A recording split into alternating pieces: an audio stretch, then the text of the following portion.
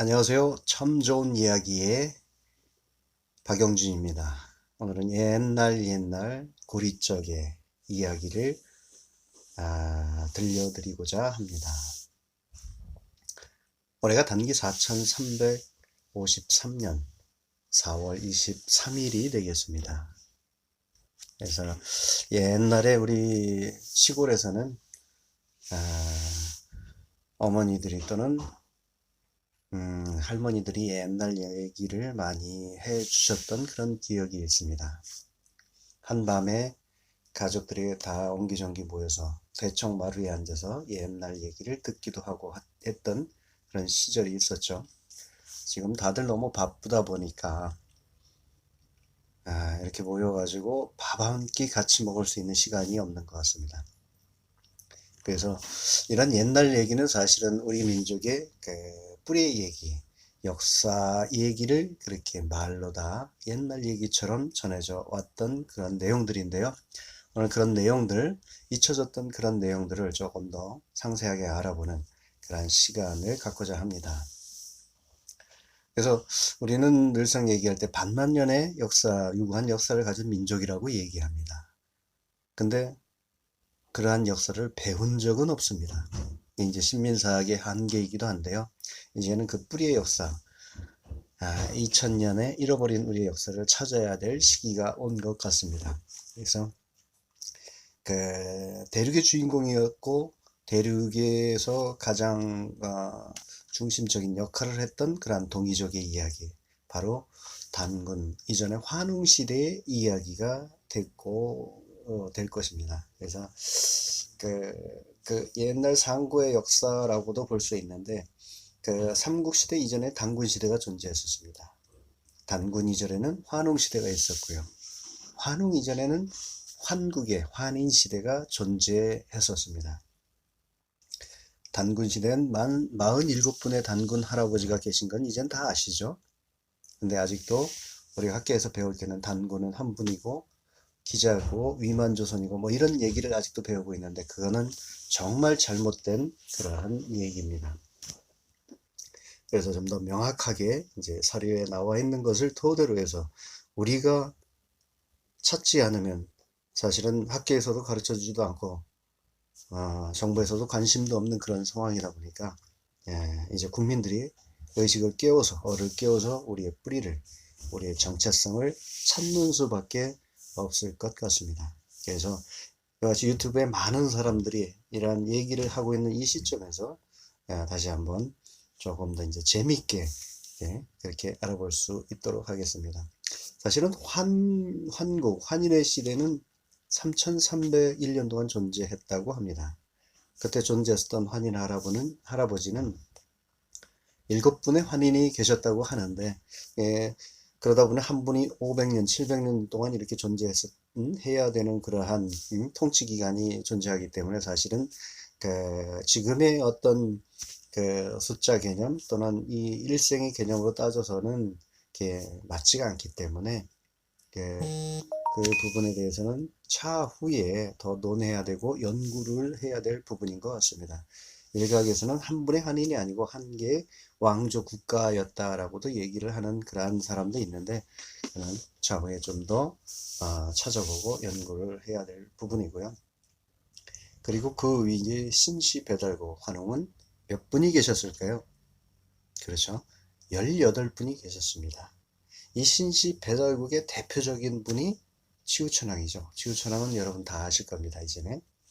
근데 이제 그 치우천왕이 우리 조상임에도 불구하고 우리는 환웅시대, 단군시대도 모르고 그 이전에 환웅시대를 모르다 보니까 치우천왕을 알지도 못했고 우리 조상이라고 인정도 안 하고 있는 상황입니다.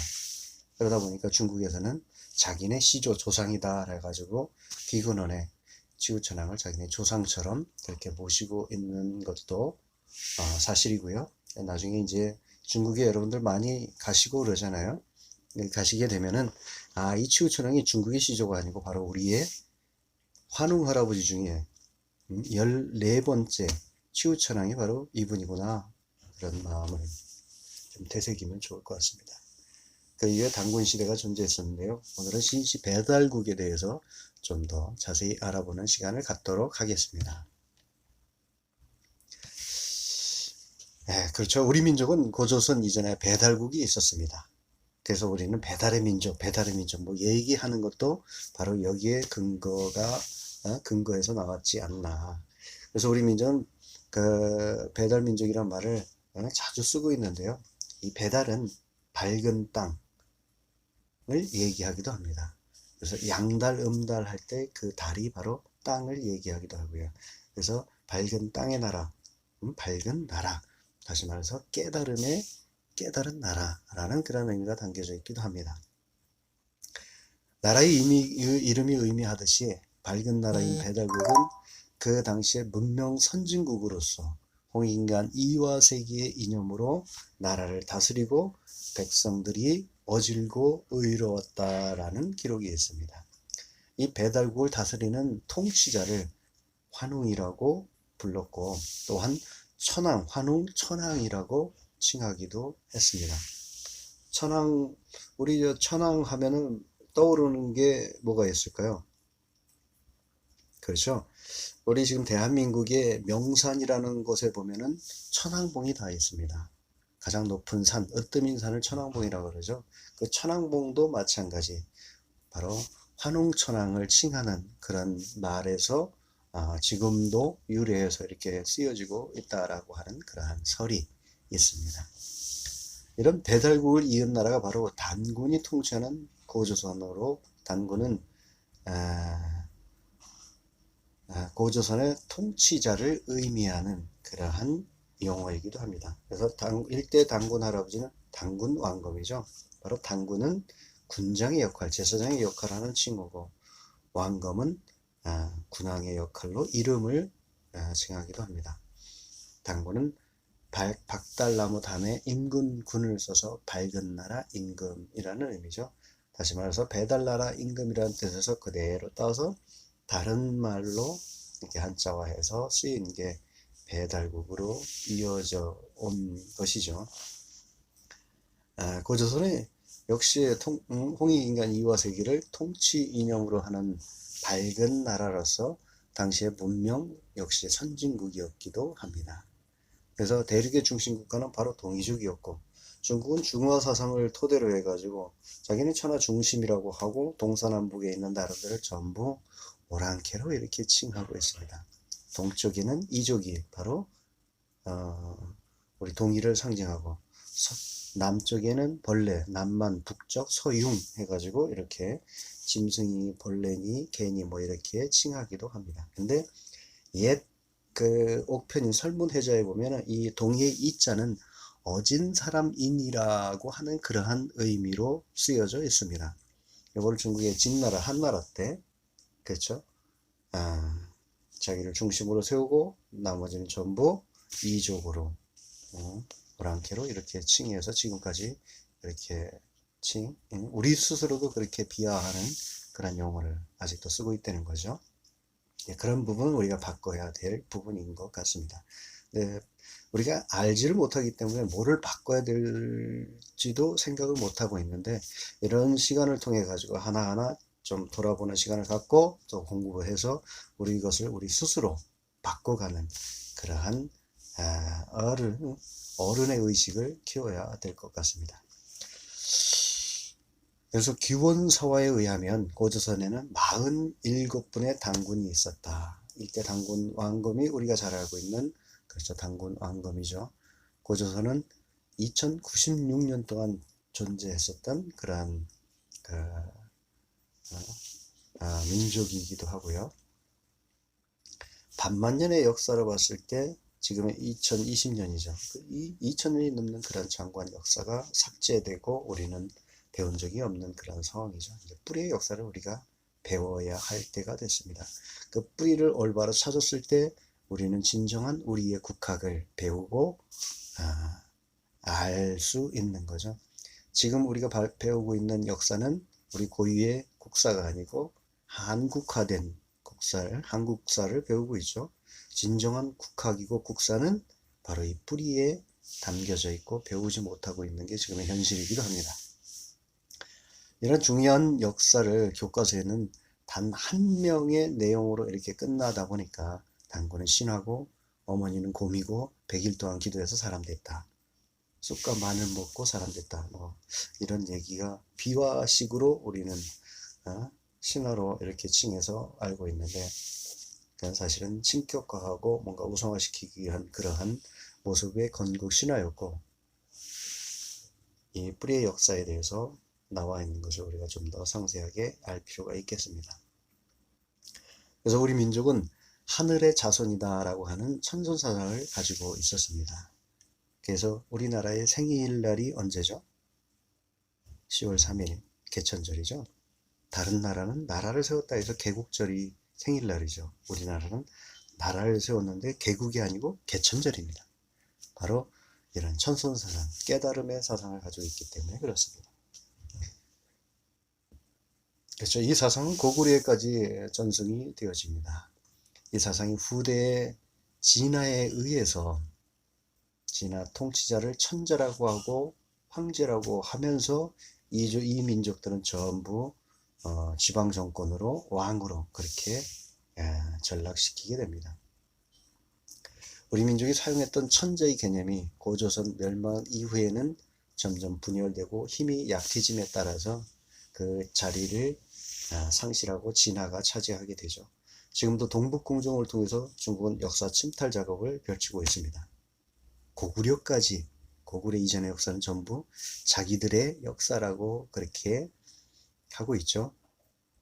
참 울분을 터뜨려도 부족함이 없는데 지금 국민들은 관심이 없죠. 왜? 우리의 중앙 매체라고 하는 정부나 또 그 강단에 있는 학자들, 국회의원들, 또 공영 매체에서 이런 언급을 하고 있지 않습니다.